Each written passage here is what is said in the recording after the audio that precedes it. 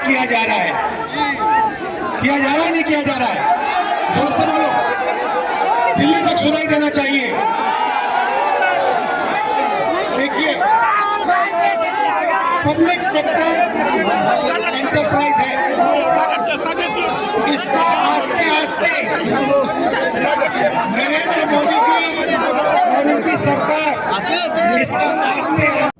Hello दोस्तों, नमस्कार आप सभी को। आज हमारे बीच कांग्रेस पार्टी के राहुल गांधी भारत जोड़ो आंदोलन में आ रहे हैं हमारे रांची के धुरवा शहीद मैदान में। तो आप लोग हमारे साथ वीडियो में बने रहें। कुछ ही देर में राहुल गांधी हमारे बीच आने वाले हैं।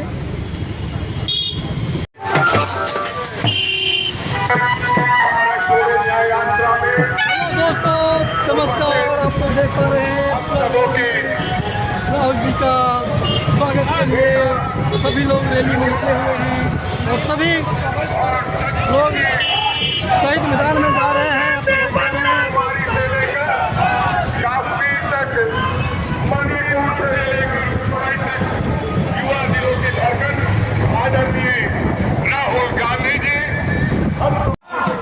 किस देश में इतने पिछड़े लोग हैं? भाई और बहनों, बात आप समझिए। देश में कम से कम 50% ओबीसी वर्ग के लोग हैं। सही बात है। और मैंने किया है कौन सा वायदा? जाति जनगणना का वायदा।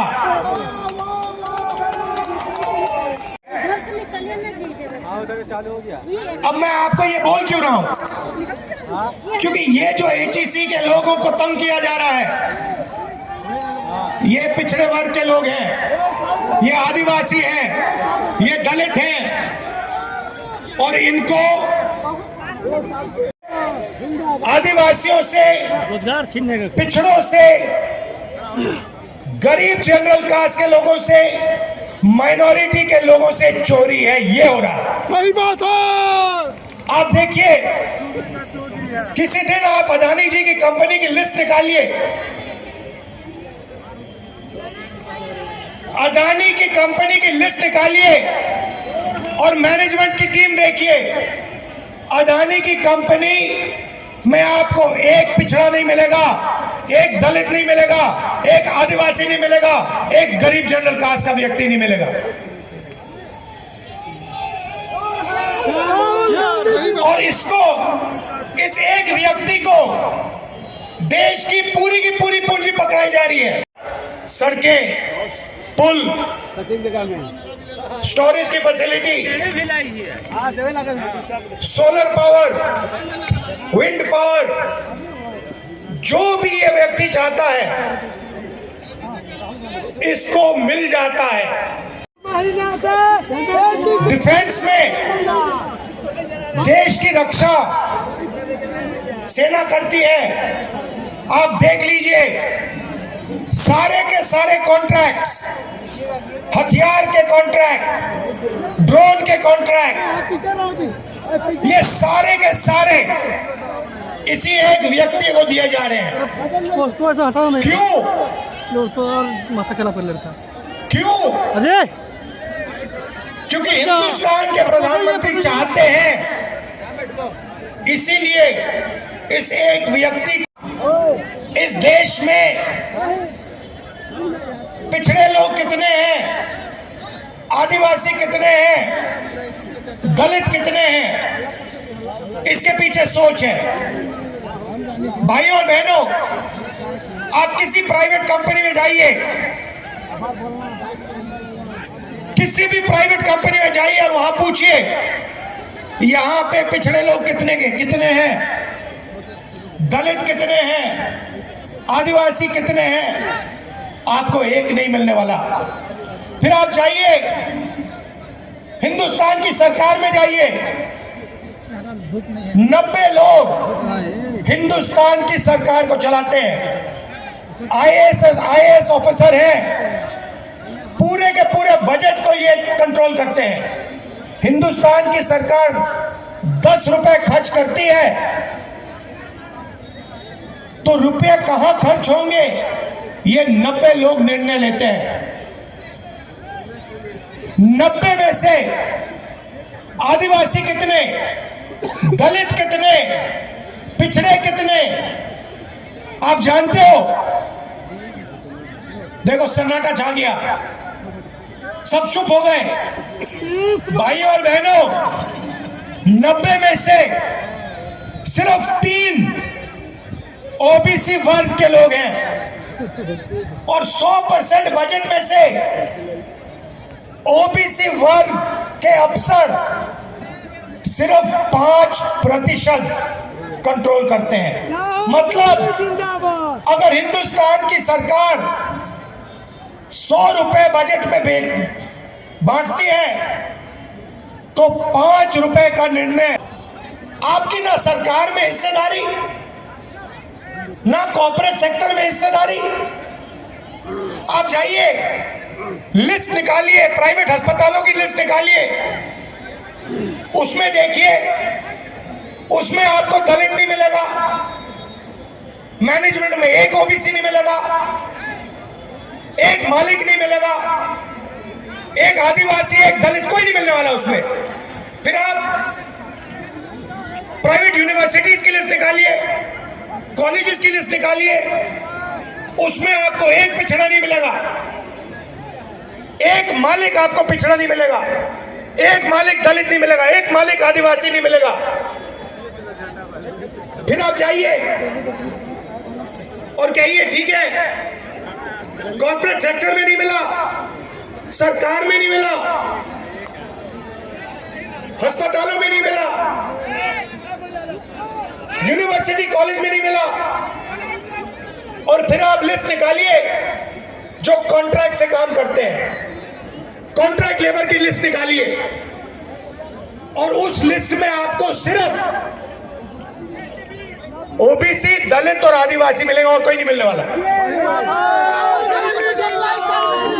तो पिछड़ों को, दलितों को, आदिवासियों को, सही बात बोली, उनको कॉन्ट्रैक्ट लेबर, उनको मजदूरी, बॉन्डेड लेबर बनाया जा रहा है। और बड़ी बड़ी कंपनियों में, अस्पतालों में, कोर्ट्स में, और इनकी हिस्सेदारी है ही नहीं, कहीं भी नहीं है, कहीं भी नहीं है। किसी भी मजदूर के पास चले जाओ। आज मैं अभी सड़क पे था, साइकिल पर 200 किलो कोयला लिए, धकेल कर साइकिल पर 200 अपनी आंखों से देखा। सही बात है। वहां पे आपको आदिवासी मिल जाएगा, वहां पे आपको दलित मिल जाएगा, वहां पे आपको पिछड़ा मिल जाएगा, मगर किसी बड़ी कंपनी में नहीं मिलने वाला, किसी बिल्कुल सही सर, अस्पताल के मैनेजमेंट के ऑफिस में नहीं मिलने वाला। यही हिंदुस्तान के सामने सबसे बड़ा सवाल है, इससे बड़ा सवाल है ही नहीं। और इसीलिए हमारा पहला कदम पूरे देश में जाति जनगणना को करवाने का होगा और हम पता लगाएंगे इस देश में दलित कितने, आदिवासी कितने, पिछड़े कितने। और एक और बात समझिए, रिजर्वेशन की बात कर रहा हूं। आजकल 50% से ज्यादा रिजर्वेशन नहीं मिल सकती। ये जो 50% का लिमिट है, इसको कांग्रेस पार्टी की सरकार, इंडिया की सरकार उठा के फेंक देगी। और हम जो दलित हैं, आदिवासी भाई हैं, बहुत बढ़िया सर, उनके रिजर्वेशन में कोई कमी नहीं आएगी, मैं आपको गारंटी देके कह रहा हूं। और जो पिछड़ों का हक बनता है वो उनको मिलेगा। तो ये देश का सबसे बड़ा मुद्दा है, इससे बड़ा मुद्दा है ही नहीं, सामाजिक अन्याय और इसी से जुड़ा हुआ आर्थिक अन्याय। आप मुझे बताइए, जीएसटी से छोटे व्यापारियों को, मजदूरों को, स्मॉल और मीडियम बिजनेस वालों को फायदा हुआ? मुझे हाथ उठा के दिखा दो इस यहां पे, नहीं हाथ नीचे करो, यहां पे एक व्यक्ति जिसको जीएसटी से फायदा हुआ हो, मुझे दिखा दो, कौन है ये? अंबानी को फायदा हुआ, अदानी को फायदा हुआ, देश के अमीर लोगों को फायदा हुआ, ये एचएसई में जो काम करते हैं इनका जबरदस्त नुकसान हुआ। जीएसटी कौन देता है? जीएसटी अमीर लोग नहीं देते, जीएसटी वो मजदूर देता है जो 200 किलो को धकेल रहा था, वो उतनी ही जीएसटी देता है जितनी अदानी देता है, अंबानी देता है। वो शर्ट खरीदता है, उतनी ही जीएसटी लगती है जितनी अदानी जी की शर्ट को लगती है।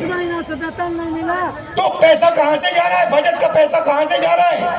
दलितों से, आदिवासियों से, पिछड़ों से, गरीब जनरल कास्ट के लोगों से, माइनॉरिटी से। और जा कहां रहा है? अरबपतियों के जेब में, अदानी की जेब में, इन लोगों की जेब में। इसीलिए देश में भयंकर बेरोजगारी फैल गई है। इन्होंने क्या किया? सारे छोटे व्यापारियों को खत्म कर दिया। जो छोटा बिजनेस करते थे,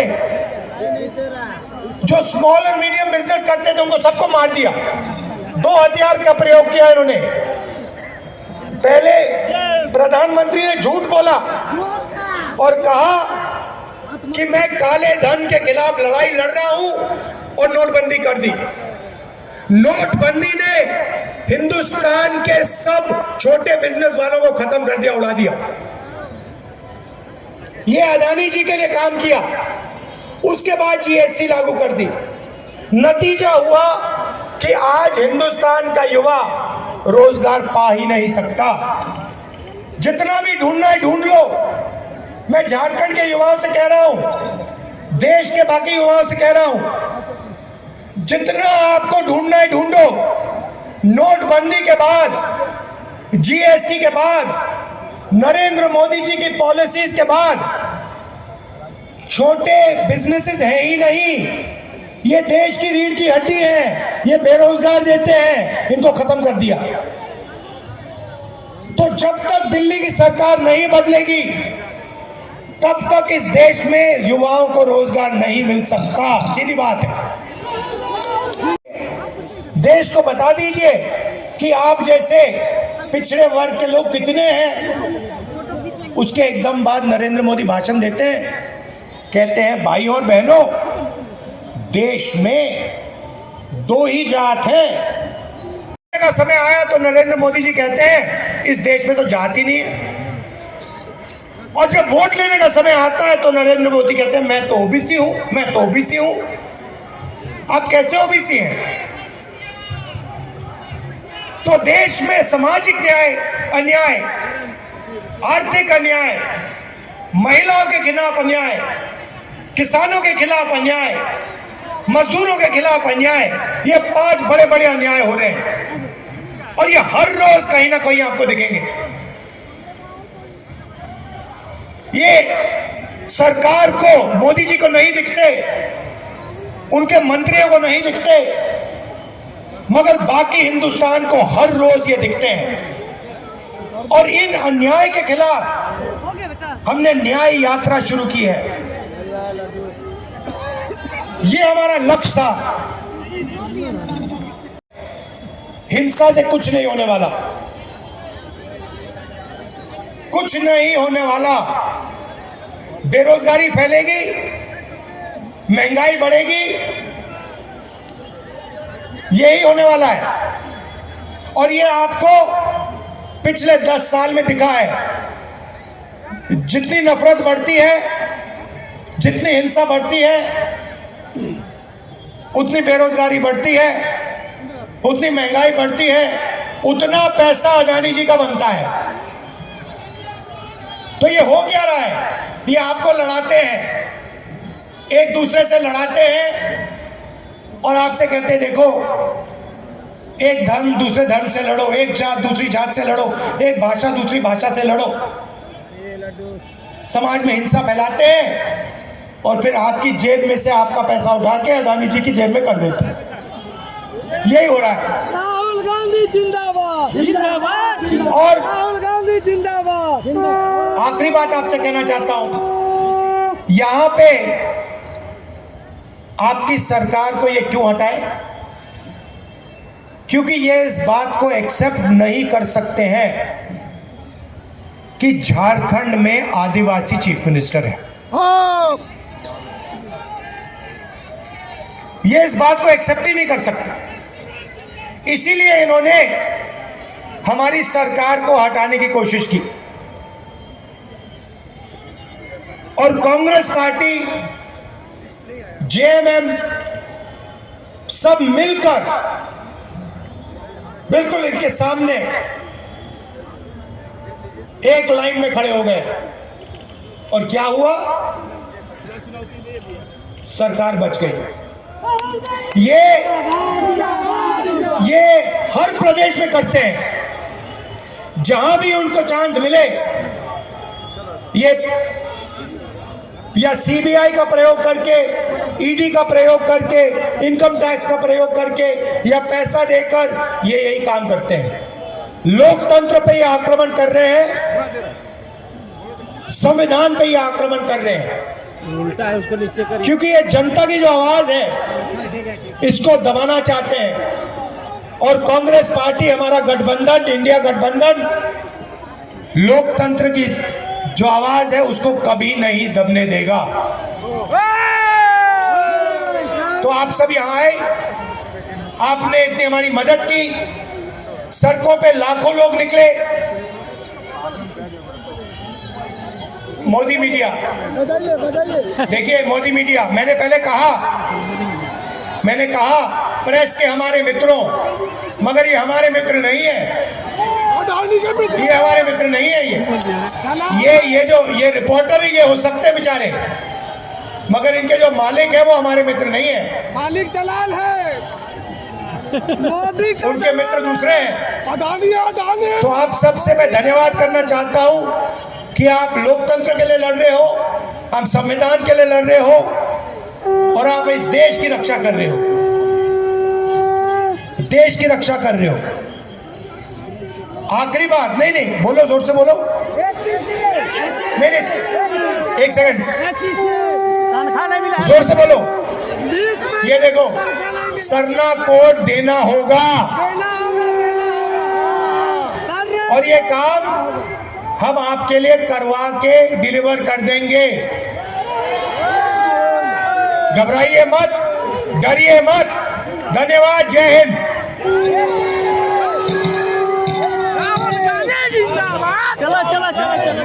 मैं सभी माननीय विधायकों से आग्रह करता हूं कि मंच के नीचे चले आएंगे।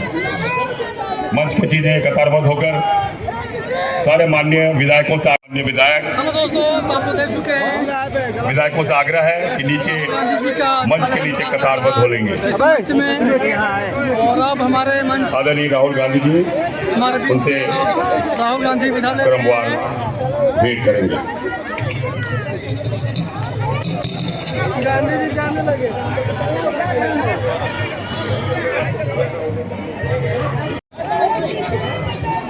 मोदी को बनाना है, से बचाना है, मोदी को बनाना है,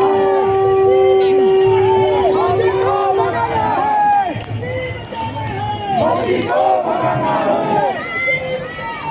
मोदी को बनाना है, मोदी को बनाना है, मोदी को बनाना है, मोदी को बनाना है, मोदी को बनाना है, ये चलो लोगों, मोदी को बनाना है, मोदी को बनाना है, इधर से ले जा सकता है, मोदी को बनाना है, चल जा, मोदी को बनाना है, तू ही होशियार है। मोदी को बनाना है, गणेश इधर देखो, गणेश गणेश वर्जिन कमिंग वर्जिन केतन प्रदेश के सभी गठबंधन दल के माननीय विधायकों के साथ आदरणीय राहुल गांधी से मुलाकात करते हुए क्राउड मध्ये बघ ना आप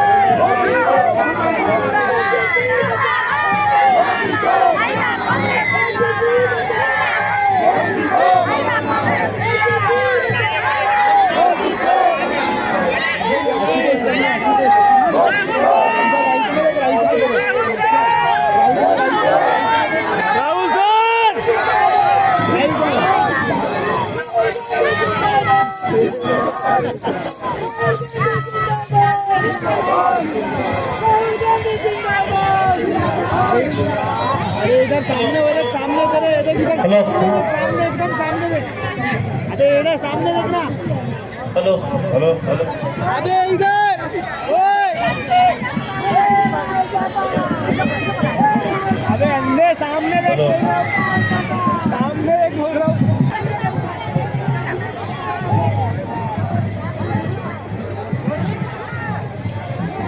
राहुल गांधी हमारे बीच आए और बहुत ही सुंदर भाषण दिए, बेरोजगार के लिए भाषण दिए, यहाँ झारखंड के मूलवासी आदिवासी के लिए भाषण दिए, बहुत मुद्दा उठाए हैं। ये मुद्दा को हम लोग को सफल बनाना है।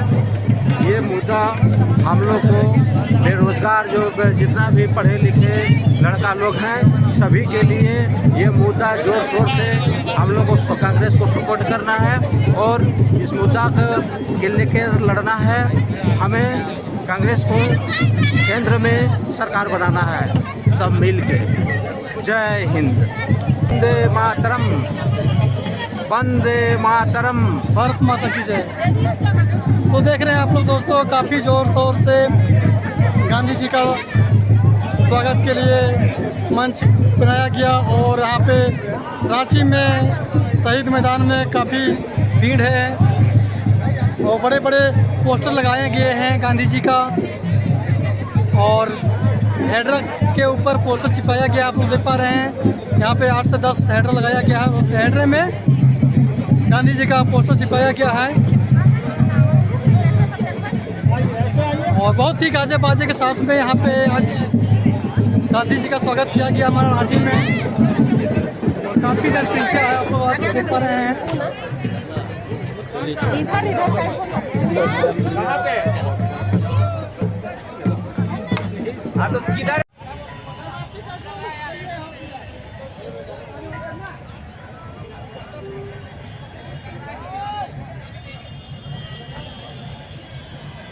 तो आप लोग देख रहे हैं दोस्तों 10 हाइड्रा खड़ा करके और हाइड्रे के ऊपर लंबे लंबे पोस्टर चिपकाया गया है राहुल गांधी का।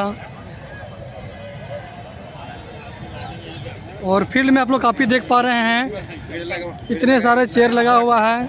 हम लोग तो बैकवर्ड से तो बर्बाद हो गए। काफ़ी भीड़ था यहाँ पे और राहुल गांधी हमारे बीच से अब निकल चुके हैं।